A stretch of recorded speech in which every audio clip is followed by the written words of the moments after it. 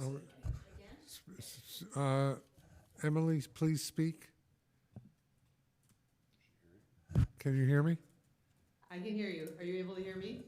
Yes, perfect. Hi, Gary. Hi, Fritz. I can't see anything. I don't know who else is there, but hello, everyone. Now you're awfully loud. Sorry. Louder than we are. Okay. Are we ready to go? 3,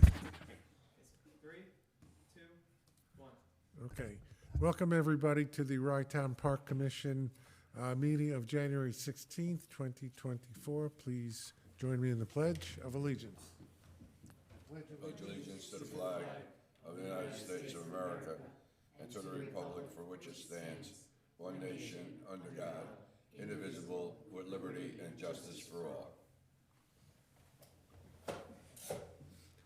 Debbie, please call the roll.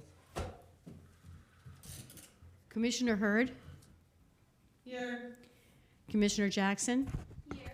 Commissioner Klein, Here. Commissioner Cohn, Here. Acting Commissioner Fritz Valenka, Here. President Zuckerman. Here. And welcome Lindsay back for another term as a park commissioner. No Thank longer you. a councilwoman, but always a park commissioner. Yes, recovering councilwoman, so thank you. Adoption of the minutes of December 19th, 2023. May I have a motion and a second? I'll make the motion. Second. All in favor? Aye. Is there any public comment on non-agenda items Nothing yet. from our vast audience? Nope. Okay, first resolution, changing the date of the February meeting. Debbie and I will be at the Association of Towns meeting on February 20th, which is our normal meeting date. So it was suggested that February 13th may be an appropriate date. Is that acceptable to everybody? Do we have any objections to that date? Can do it. Okay, so may I have a motion and a second to change the meeting date, the February meeting date to February 13th, 2024? Motion. Second, Jason. Jason? Second, please. I'll second. All in favor? Aye. Hi. Our annual community conversation, I don't know that we need a formal resolution, but we have 4 dates suggested, May 4th, 11th, and 18th. Does anybody have a preference for any date? I prefer the 18th. That's a Saturday, Saturday the 18th. I have no problem with that date. Is that acceptable to everybody? It's usually. The later in May, the better the weather. That's what I'm thinking, yes, the later the May, the better. Okay, so Debbie, please set the community conversation for May 18th. With pleasure. Resolution to renew the contract with Millennium Strategies. This is a renewal of the contract that expired on December 31st. The rate went up slightly to $2,100 per month, which is split between Rye-Town Park and the town of Rye. Am I correct about that, Debbie? Yes. Yes, okay. So, May I comment? sure. I really thought about asking that we take a year off from Millennium because we've got a lot of projects in the pipeline. I've thought, and we're eager, I think, to save money right now. But I would ask that if we go forward with Millennium, that we really pick and choose the grant applications that we make with a view to what the entities that are going to have to supply the local matches can actually bear, and how much work we can actually handle at a given time. Well, I was actually thinking along the same lines, Josh, except I was thinking along the lines of the following year, not this year. Because there are things that are undone that we want to possibly put through the CFA process this year. If we don't get the retaining wall, for example, or some of the other things that we're working on, that we could give it one more shot. For example, the parking lot and things like that. So I would like to go forward, but I acknowledge your concern for the local match, and I think we need to be circumspect in what we are applying for. Right now, we're looking to apply for certain things that are 100% grants. We were just talking, for example, Debbie and I were on a Zoom call with an entity that actually will provide funding to pay for grant writers for sustainability projects, most of which, you know, when we're talking about things like stormwater at the park and things like that would be covered. And we're going to look for 100% grants for things, or at least close to that, 80–90% grants. But I don't have a problem with the concept. We do have a lot of work in the pipeline, and we have to manage all of that work. Since we're bringing that up, we have gone out to bid on the beach level bathrooms. The bid is due, I think, February 11th. And we're going out to bid on the pavilion roofs. I think that's going out this week, I believe. Yeah, correct. The walkthrough is next week. Right. So, so we're moving on those. And we're waiting. I spoke to Assemblyman Otis about the green parking lot, because he's has been instrumental in getting that grant funding through the legislature. So I'm hoping we're going to get the parking lot. And of course, we've submitted the TAP grant for the sidewalks. Other than that, the main thing that's outstanding in terms of getting money, as opposed to having money already, is that we need to apply for is the retaining wall. Yeah. And I'll be talking. I've already mentioned it to Senator Mayer and to Assemblyman Otis, and we have an application in on that with the federal parks to get a grant on that. And hopefully, if we get that, we can get that match with additional state money. So those are all on the drawing board. Yeah. I have one other. We're in the middle of a grant-funded hazard mitigation study, which we're studying the impacts of the water from the neighborhood onto the pond, and then the downstream effects on the culvert and the erosion on the beach and the damage to the restaurant as well. So once the results of that study come in, it's the perfect time to convert that into grant applications with the data that's provided and the recommendations. Excuse me, where are we in terms of the bathhouse interior work? As you know, we have the grant through the CFA process from Parks, and we have the local match in the county capital budget. So we're working. I have spoken to our legislators and about going forward and how we bring that from the capital budget into a legislative action to award the money. Oh, it's in the budget. Now, the budget, I assume, has been accepted by the Yeah. legislature. by Yes. the county.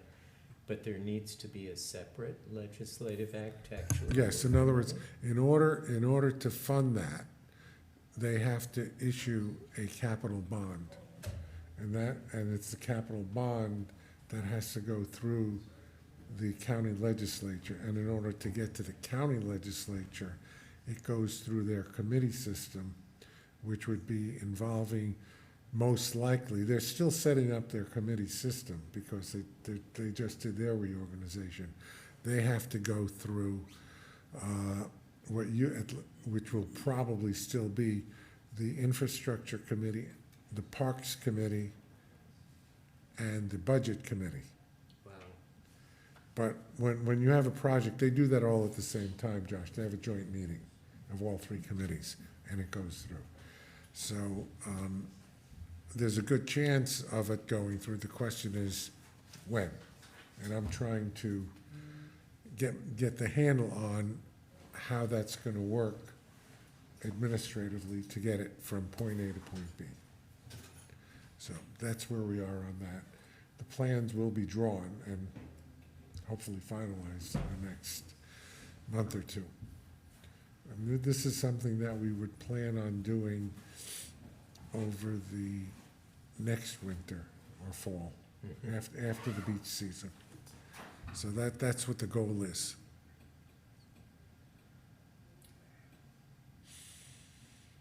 And then, other than that, anything else we might want to do, we would also seek to get on the next round, when the federal budget is passed, to get on the federal, let's call it the wish list. You know, the member items for the senators and the congressperson. So that's what, you know, that's what's in the pipeline. So when you mention the Millennium, we have a lot in the pipeline, but what we don't have money for yet, we still want to make application this year. And I think that we will have to certainly reassess at that point. That's my view. So I think we should go forward this year, and we have periodic meetings with them as to what's up. We don't, I know you deal with Millennium as well in the city, so they come up with a lot of ideas, and we look at them and say, no, that's not going to be appropriate, or that will be appropriate. And we do the same thing for the town, whatever comes up. You use Millennium too, don't you, Jason? Yeah. So maybe what we should do is have a joint contract, because Portchester uses them.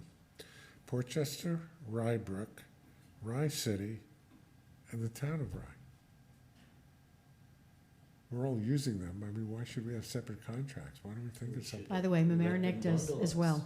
Exactly, bundle, Mamaroneck like Village does as well. Mamaroneck, Yeah. yeah. I don't, you know, I think that's an idea we should explore. They'll love it. And you know something, we have commonality of interest too for certain things. For example, flood control. We have water that goes from north of Rybrook through the city of Rye into Mamaroneck, and it's all this, basically it's all the same problem. Different aspects of it, but you know, it requires regional planning. So I think it's something we should look into. Right? Sure, talk to them. We will. Because I don't know how many projects, for example, I know what we have here and in the town. I don't know what Rybrook has going. I don't know what you have going. I don't know if Portchester has going.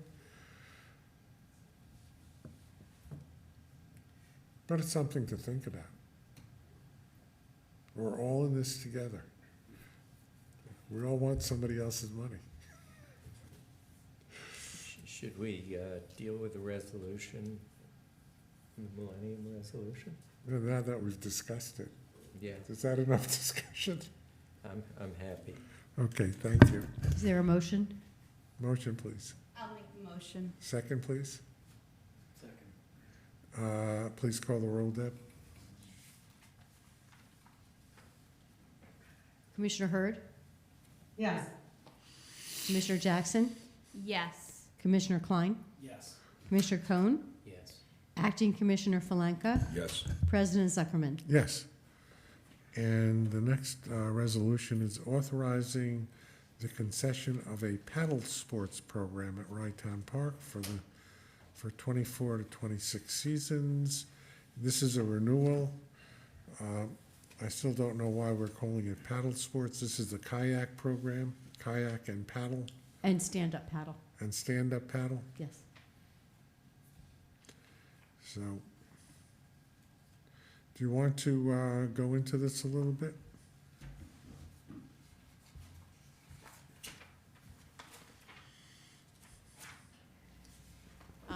On your screen, you'll see pictures of Hudson River, pardon me? Thank you, Recreation's previous setup at Rytown Park. We've had Hudson River very successfully as our concession since our pilot program in 2018. We went out to bid, and we had a 3-year contract which could be extended for a couple of years, which we did. This past season, we ran out of string, so we put out another RFP. We had 2 proposals submitted. This was far and away the better of the 2 proposals. The other one was borderline non-compliant, and even if it had been completely compliant, it was did not make a feasible proposal. So my recommendation and that of Russell Gold is to award the concession to Hudson River Recreation. Thank you.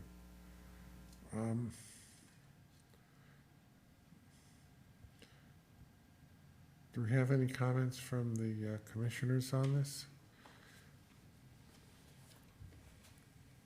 This is basically the same resolution that we have previously. Debbie, what is how much is the concession? It's a sliding scale that they proposed. The more they make, the higher the percentage we make. Well, it says the proposes to maintain the same percentage-based fees from its concession agreement in place since the 2019 season. And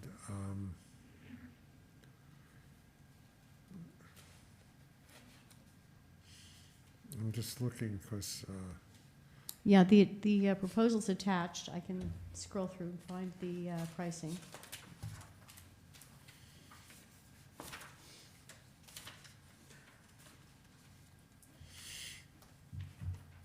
what is the proposal? Because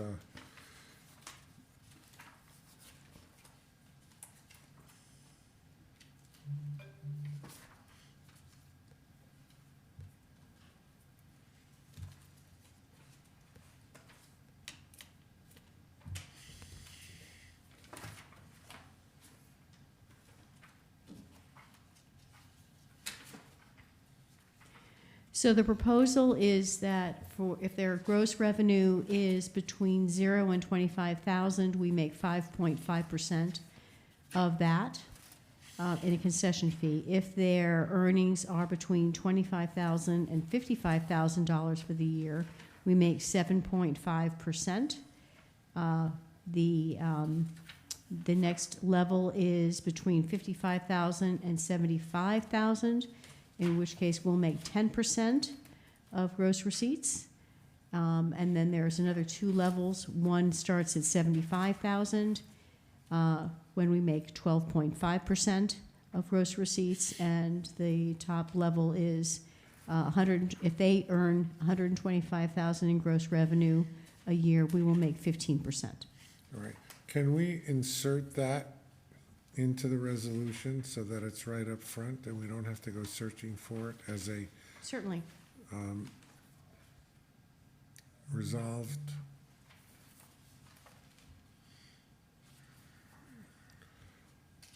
Put that as a resolved clause and then put further resolved that we are authorized to enter into a contract, okay? Okay, so resolved, Resolve that the concession fees paid to the Wrightown Park Commission shall be as follows.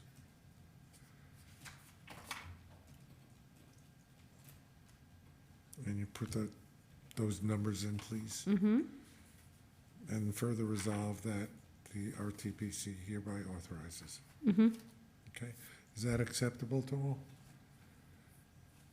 Okay. With that, may I have a motion and a second? I'll make a motion. Thanks, Emily. Second, please. Second. Thank you. Please call the roll, Deb.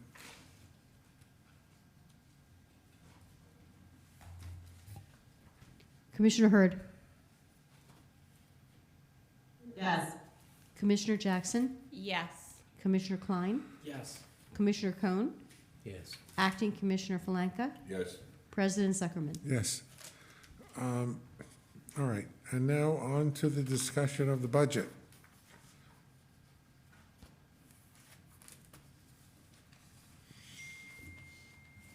Okay.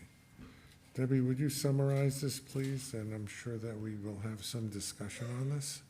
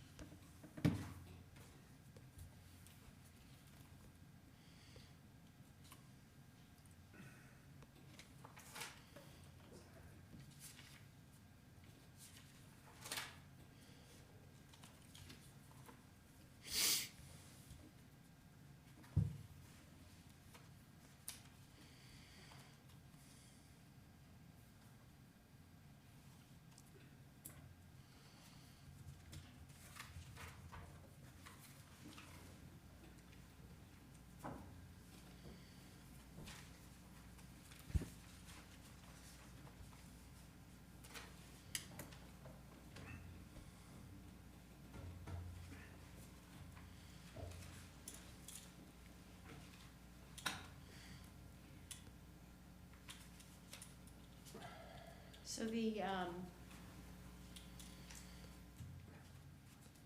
this is a revision of the budget presented last month. The expenses have stayed, have gone up slightly in that the expense for Rye City Police has gone from 9,000 up to 25,000 in response to a request from the city of Rye that the safety commissioner felt that that was the appropriate sum. Other than that, the expenses have stayed stable. The assumptions with regard to the restaurant concession have been modified downward from about 200,000, which was flat with our assumptions for last year, to 150,000, which is in line with the last 2-year actuals. The impact of that is to bring our operating deficit up to about $117,000 deficit. Do you want me to go on? Sure. Debbie, if it would help, I can ask some questions. Certainly. So we're budgeting administrative for $236,000 when it was $200,000 last year. Can you explain the $36,000 a year increase? So the administrative, we have allocations from the administrative office staff of about 25% of their salaries. There was one position, the administrative intern or administrative aide position, for which we had not been allocating to Ride Town Park, but that position works on Ride Town Park matters considerably, so we are now allocating that amount as well. And so that amount is $36,000? I don't have the number in front of me, but I would think that, I mean, that's what the administrative is. Well, I don't think that the 36,000 is not for that one position. It would be reflecting any increases in the other positions that work for both the town and the commission, such as Vic and Jose. The Vic, Jose, and Russ are in the they're director's separate? lines. Okay. Which is up 34%.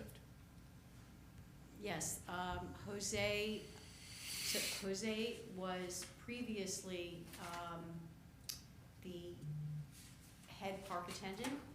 His salary was included in the park attendance line, so it's come out of the park attendance line, which is down over 24%, and is now in the director's lines. Because he's been promoted, he is now an assistant park director. Okay, so I guess back to the administrative fee question.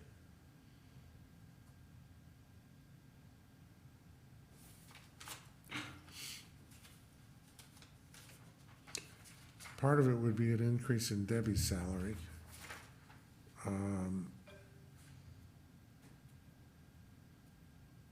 And Debbie, who else would be? So the change in administrative, that entire area also includes our NYMER insurance, which is up 9% as well.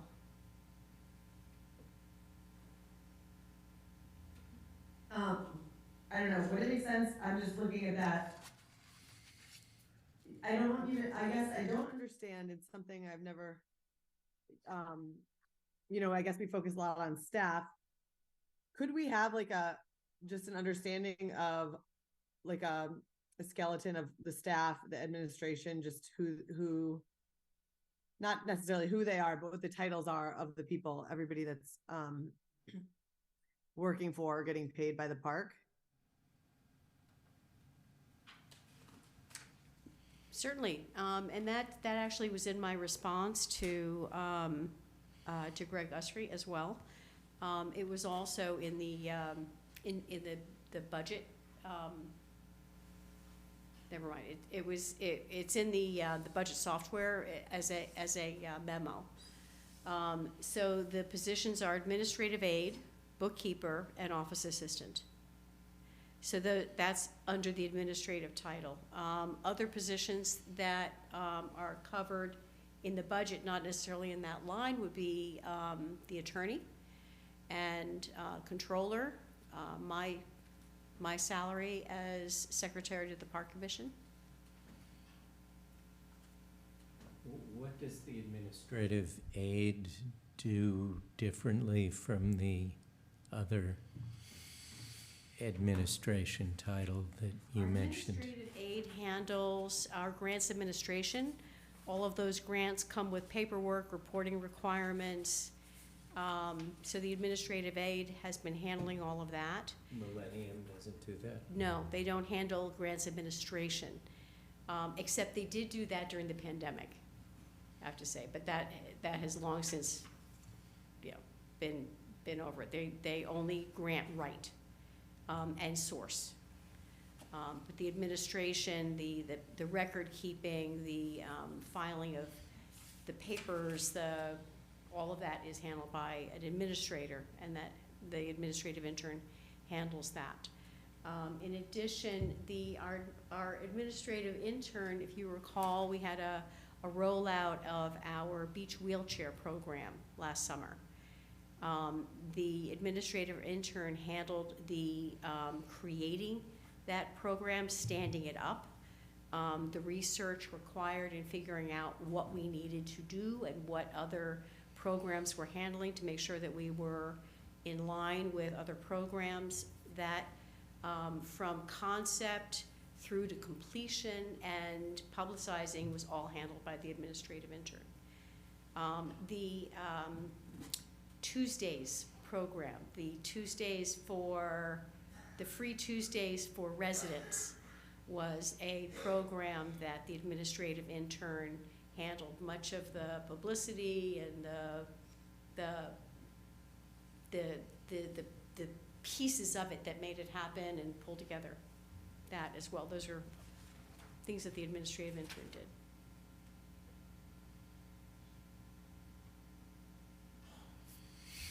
Debbie, sorry, you listed 3 people, an administrative aide or an intern, an office assistant, and there was one other one. Bookkeeper. Did you hear that? I'm not sure. Did you hear No, I'm bookkeeper? sorry. Bookkeeper. Bookkeeper, thank you.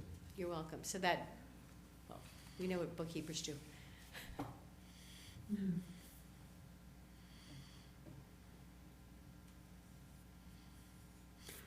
So one thing I would mention is the percentages that Greg Usry's memo identified did not match mine. And one of the reasons for that is I believe he was working with the actuals as they appeared in the budget, but those were not complete year actuals. Those were partial year, I think they were November financial statements. So that may have accounted for some of the difference in the percentages. I'm not suggesting that it's not a small change, but that's the reason. Okay, more questions, if I may. Parking enforcement seems to be down substantially, but I thought that we had succeeded in getting the equipment and the bandwidth to actually be able to enforce our parking rules. And in fact, we are enforcing our parking rules. It was a combination last year. I'm trying to right size that level of expectation. Apparently, we have very high compliance. Probably for a very visible presence of our park rangers. So it's working. I'm sorry to interrupt. I do have to leave for babysitting reasons, but I will be joining via phone as I leave.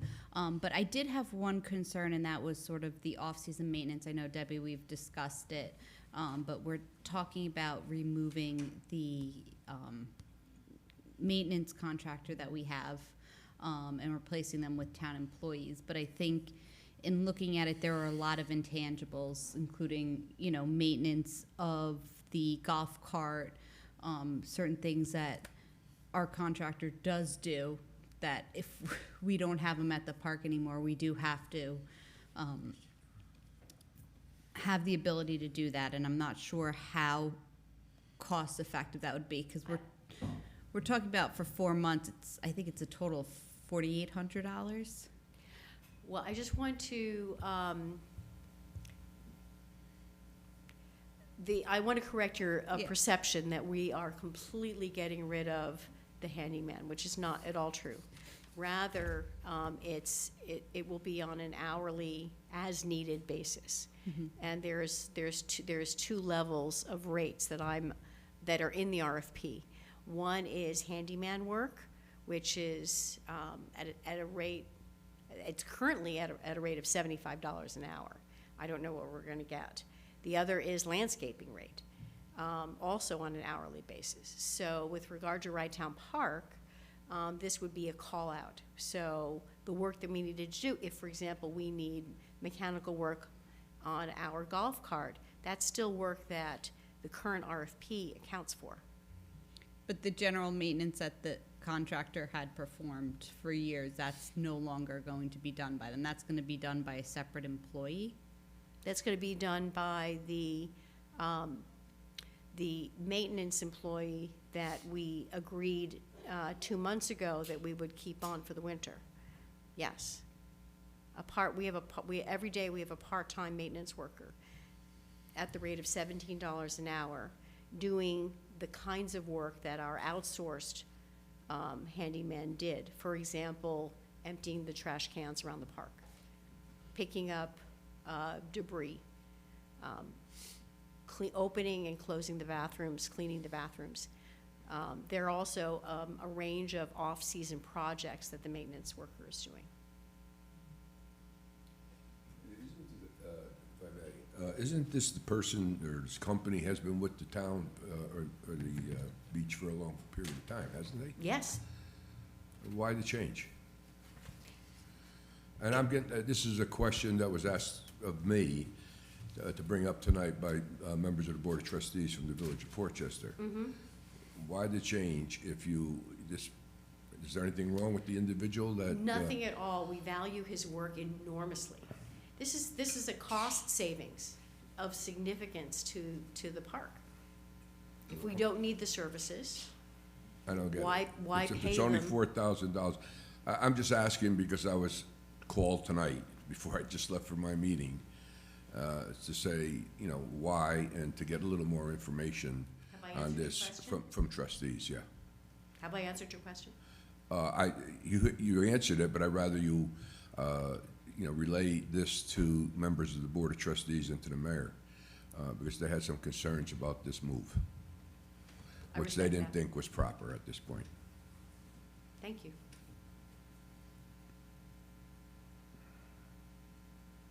So, I'm sorry, you have a question pending. I will log in and continue this Thanks, discussion. Lindsay. Safe home. Yes. Yeah. So I guess I can summarize my question. I think that we should not be aiming for a deficit budget. And particularly since we propose budgets and then we don't achieve even the revenue that we hope for. That is, we're very much in the hands of the gods in terms of weather and beach attendance and the like. So what can we do in order to diminish or do away with the fact that we're starting off this budget with an expectation that we're going to lose $120,000, essentially? How much do we, is there one job in the array of staffing that we have that we could diminish headcount? Well, Should I we would be point loo- out that, oh, I'm sorry. I Just thought you were should we finished. be looking at what we decided we weren't going to look at before, and that is non-resident fees, despite the fact that we've raised them previously? Do we just have to in order to avoid going into this next year down $120,000? Please. Oh, all right. Kim, So- before you get on to that, let me just do one thing. Before we get on to the revenue side, I was curious and I asked Russ, he sent me an email today. Let me just pull it up. The operation and maintenance expense, which, as you pointed out, Mayor, is $326,000 projected for next year. The previous years were very similar. 23 was 314,000, 22 was 336,000. I had focused on administrative, which was 236, Yeah. not the line you're looking at. Okay, I'm looking at this line, just want to say, because that line, I think, is kind of inclusive in terms of operations and maintenance, have been fairly consistent over the years, from a high of 350,000 in 2019, 23 was 314. So I think that the staff, especially Russ, has been keeping our operation and maintenance costs pretty much in line. And I don't know that there's much we can do with that. And when you raise the issue of can we can do a lot of things. We can cut our maintenance staff, we can cut the number of attendants, we can cut the hours of the beach so we have fewer lifeguards. We can do all of those things, but I think that's counterproductive in terms of providing services to the residents and also our non-resident beachgoers. Now, you're raising another issue, which is the revenue. I don't know how we can adjust that, to tell you the truth, because we have raised it in the past. And if you look at the chart of our fees, which I'm trying to scroll down, for example, Debbie, correct me if I'm wrong, because sometimes I don't read these correctly, but this budget proposes no change in our permit fees. Is that correct? That's correct. Okay. If we look at the permit rates, we have the 2022 and 2023, which are highlighted in yellow. And there's no change this year. I always worry about increasing fees with the thought of increasing revenue to the point that we discourage people from coming to the park. And in fact, we decrease revenue because we have fewer people, even though the fees are higher. So, you know, we've changed rates every year in one way or another, resident rates, non-resident rates. And I personally would prefer that we keep the rates constant without change this year.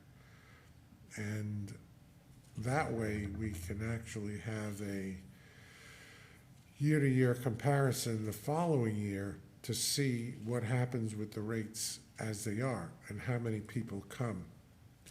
Because if we change the rates, we don't know what's causing people to come and not come other than the weather. And what kind of an effect a rate would change unless we paid for a survey. Well, we did have evidence from 2019 where Yeah. Commissioner Flanka was actually on the Park Commission at that time. And it was pretty clear by the time we reached the end of the season that we had over-increased rates. There was enormous community pushback, particularly from Portchester. And the unit sales did, in fact, drop like a rock. Yes. I'm talking about the non-resident rates, and I'm looking at what we did last year, and it looked like we essentially put them up 10%. And You're talking about permit rates? yeah,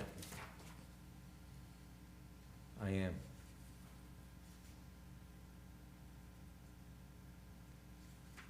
And given the inflationary environment we have been in, and it may be tailing off, but are still generally facing higher prices, I could see putting those up more. Again, you're talking about permit, not daily. I am, but I'll also look at daily.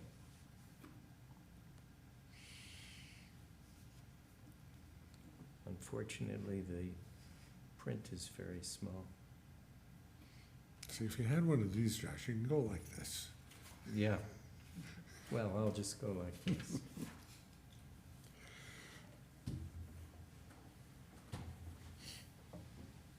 Yeah, for the non-resident rates charged for fees, we had moved them from $10 on weekdays to 15, and then on weekends from 15 to 20, and holidays from 20 to 25. This year, they are proposed to stay the same. So that's the fee sort of overview. We are talking in this budget about upping the resident beach fee weekdays from $5 to $6 per person, and from $10 to $12 per person on weekends. Yeah, and I'm not thinking of increasing that. I'm opposed to the lifetime. I don't know. Yeah, it's crazy.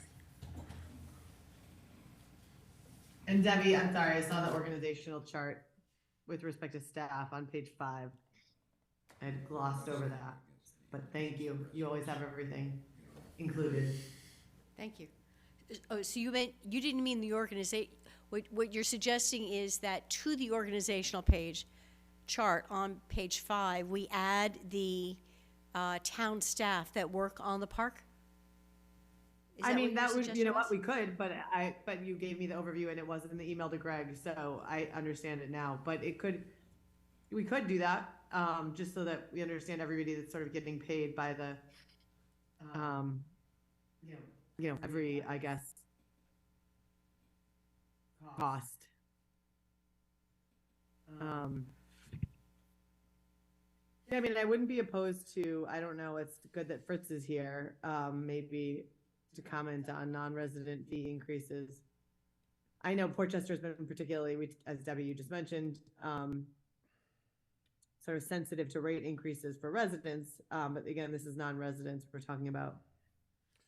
If I may, Deb, I see where the permit rates on the charts you provided from 23 to proposed 24 the same. But in your overview, you're implementing a $10 administration fee for lifetime resident season passes who currently pay nothing. And, there are some increases in here that I don't believe should be put part of the budget, especially increases in resident fees. Totally against that. I've been against those fees, and I continue to stay with that. And I'm sure Portchester residents feel that the rates they're paying now is sufficient to use our facilities, but because they do pay taxes to the town of Rye, and they feel they should get it. They should get the use of that beach.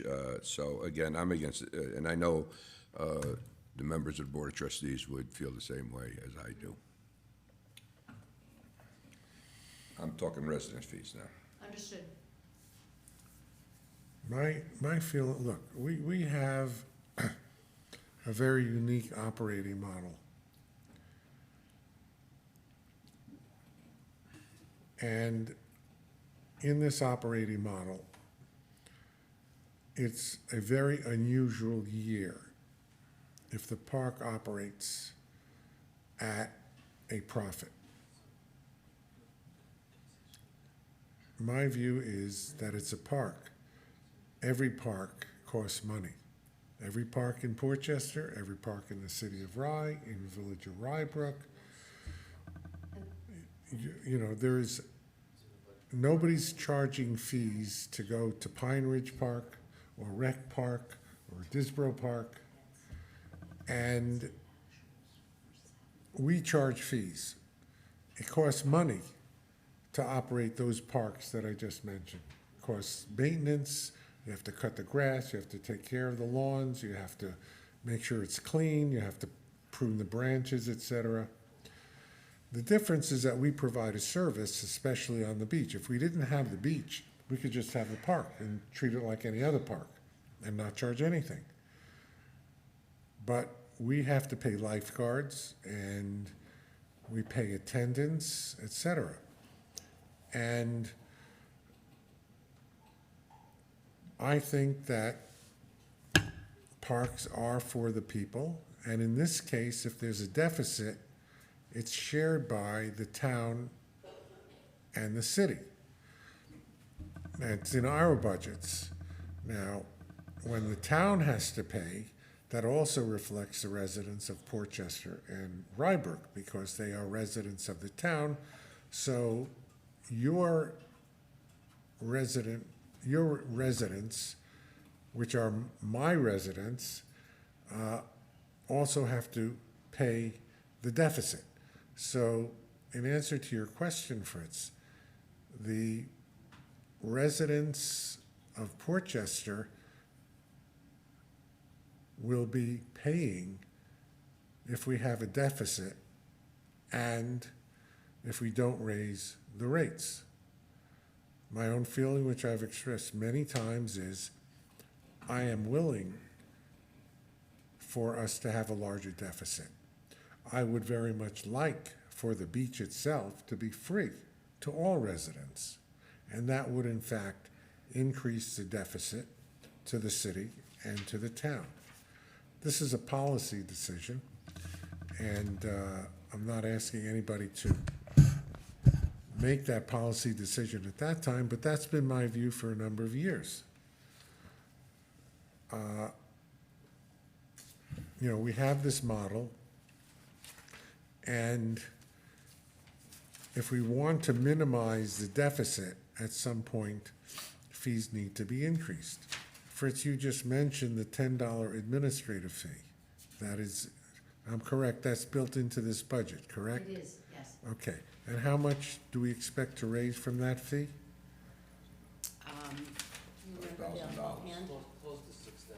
Yeah, a little over 5,000. Okay, so that's another 5,000, we don't know for sure, but let's say it's $5,500. So that will decrease the deficit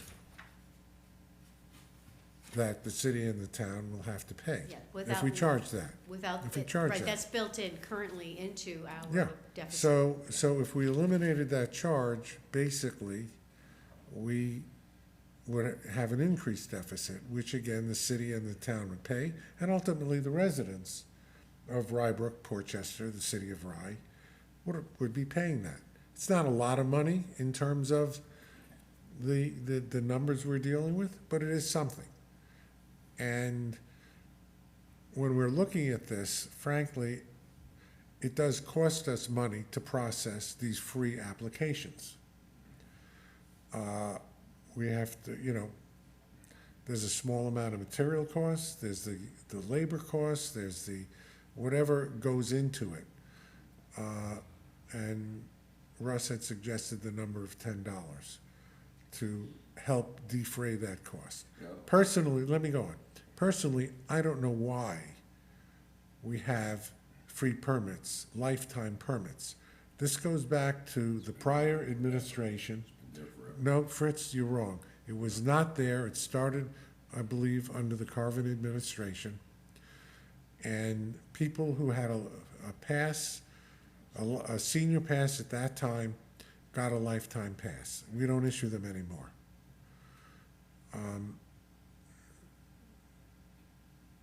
You know, it is what it is, and we have to make a determination as to whether we're going to go forward with that. But I understand your position. My only point is- I understand the position of the trustees in Portchester, that they would like to keep the fees of Portchester residents as low as possible. And I think that, I'll speak for the mayor of the city of Rye, I'm sure that he would like to keep the fees to his residents as low as possible as well. You know, it's almost like the New York City transit system. People who ride the subway or the buses pay a fee. That fee that they pay is a small percentage of the cost to operate those transit systems. Those transit systems operate basically with city and state subsidies from general taxpayers. You know, and that's the model we have. I just have a question. How many lifetime passes are we talking about? Last year it was 500 And these are seniors. These are people, these are senior residents who had a senior pass Right. from 2009 or earlier. Yeah, I know. Okay. And now to impose, all I'm saying is to impose a $10 fee on them. You Yeah. know how seniors are. They I do. complain when their cup of coffee goes up 10 cents. I know, That's all I'm I'm not saying saying to it's you. gonna be It's, easy, but it's gonna be something that, yes, I understand the revenue end of it, but I also understand the reality of it when you're talking about seniors and dealing with them, and all of a sudden you come down and say, hey, whoa, this isn't free anymore. Now you gotta pay $10. I don't think it's gonna go over too good, but it's up to the commission. I'm just a fill-in. I understand, I understand. Russ, how many senior permits do we have that pay? Resident?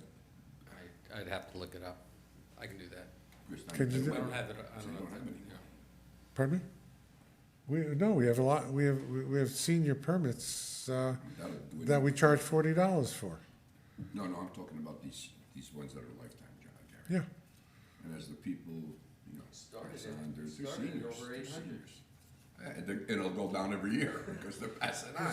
I know about 10 that already had them that are gone. We don't wish that, though. I know, it's unfortunate, but that's life. Yeah, that's why they're called lifetime. That's right. So, like I said, you know, whatever way you go with this is up to the commission. But it's just. well, right like I now, said, you're when an you- acting when- commissioner, when you- so it's up to you when too. Well, I'm just voicing my opinion because when you, like I said, and I'll go back and say it again, when the price of a cup of coffee goes up 10 cents, a senior complains. And that's the way it is.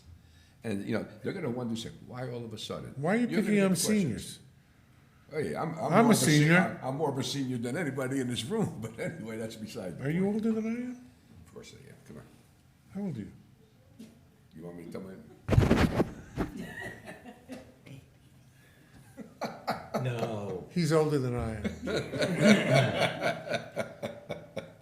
Not by much, But I am. not by much.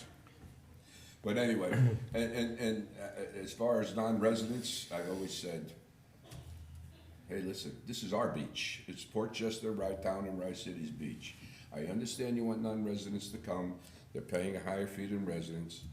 But again, if you're going to put any increases, and it don't have to be a lot, you can make up for that a couple of bucks on a non-resident permit. That's my feeling, for what it's worth. Okay, I appreciate that. If I may, Gary, I think you're proposing changing our model. The model for the beach has been to shoot for a balanced budget and to take it on the chin when a season dictates taking it on the chin. You take it on the chin the season after, but then you compensate and you plan for a balanced budget. We're now wading into a new scenario where we plan based on a substantial deficit, and it can be worse because, as experience has shown us, what we plan for, our revenue expectations don't necessarily hold.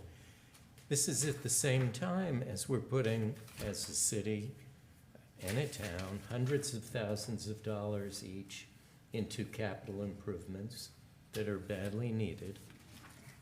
And I think we need to be sticking with the balanced budget approach to our budget, and we need to be figuring out how to do that or get closer to that with this budget. Now, what is your proposal? At the moment, I don't have one. I've asked questions. I know. I'll come back All, with, all good questions. I'll And I come just- back with proposals. Emily, go ahead. Yeah, I'm sorry, I just wanted to add on top, the capital expenses of the park. As we know, the capital needs are huge, and we've really made a huge push on the commission over the last, I don't know, Gary, how long have you been supervisor? To attend to those capital needs. So Emily, this Emily, operation- some people think, in answer to your question, some people think too long. No, not me, Gary. But anyway, I just wanted to say, you know, I'm just underscoring what Josh said, because there are capital needs in those, you know, the town and the city pay for. Listen, I think you know, Russ and is doing a fantastic job with the park, with the lean staff, and during the summer, you know, you see, well, when the weather's nice, everything sort of humming, and it's fantastic. We're getting compliments about how the park looks. It's fantastic, but not but so if we can find some ways to pull the belts a little tighter and not start off 120 grand, that would be great. And I think fees are really one of the only obvious ways to do it. Well, So Mayor Malenga, in calendar year 2023, there were we issued 578 lifetime passes at no cost. There were 1,143 resident seniors that paid $40, and there were 400 seniors, non-resident, that generated $70,968.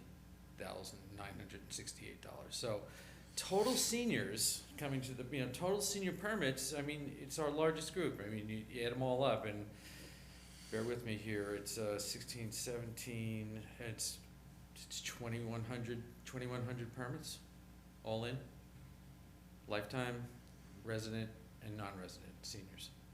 2,100 permits out of a total of 3,678 total permits issued, including open water swim. So it's 2/3 of our. Okay. All right.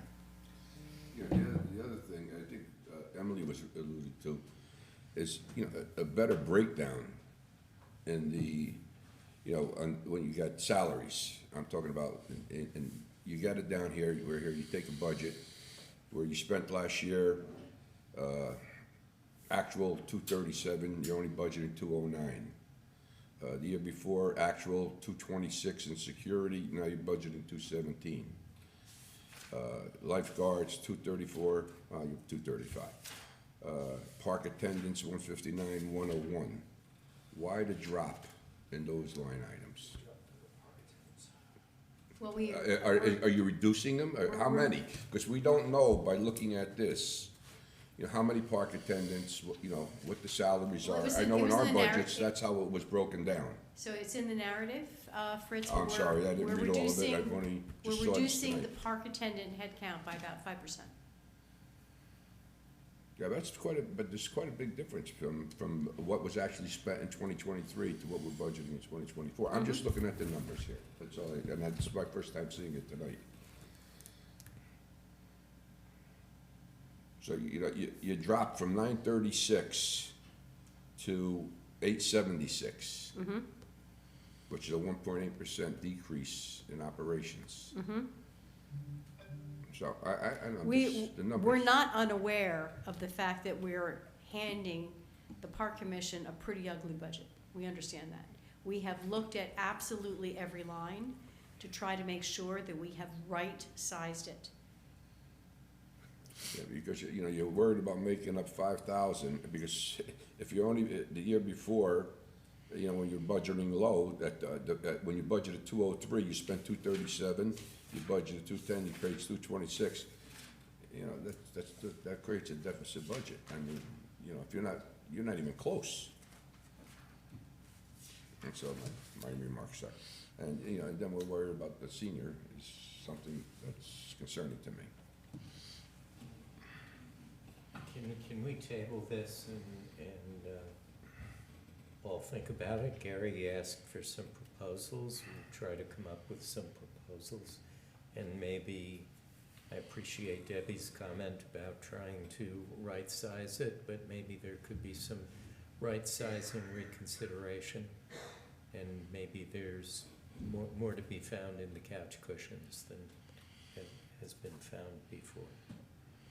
Well, we can look at the couch cushions. I mean, there are two items. One is revenue and one is expenses. We will increase revenues if we have a lot of sunny weekends.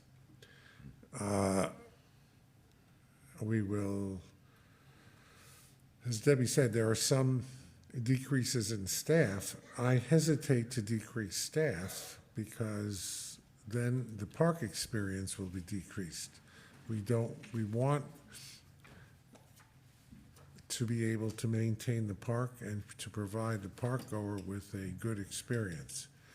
So, I think we're all open to ideas as to where we should go with this. Personally, I think that the model that we have for Rye Town Park should be drastically reviewed. I'm not just talking about the financial model, I mean the model for the park. I'd mentioned to some people informally my belief that the way this park should operate is that it's a park district passed by the legislature with the approval, of course, of the Rye City Council and the Rye Town Council and the villages of Portchester and Rybrook, much like a school district or a fire district or a library district, which would have the ability to have elected commissioners, a budget that would be approved at an election, and have taxing authority to set a tax rate that would be approved by the voters of the town and the city. It's not a simple thing to do, but it's something I think that's worth looking into as a possibility. And then I think that there would be more money available for the park. I think that the city and the town would not independently be reviewing all of the expenditures. It would be the job of the elected park commissioners to do it, just as the Board of Education does it, or fire commissioners do it in a fire district. Just something to think about, throwing that out there, willing to explore it. It's not going to happen tomorrow. It would require study, but it's something I think that is to think about. I'd be very surprised, and mind you, I certainly can be surprised, but I'd be very surprised if the citizens of Rye would want to create a new taxing authority. You never know, they might surprise you.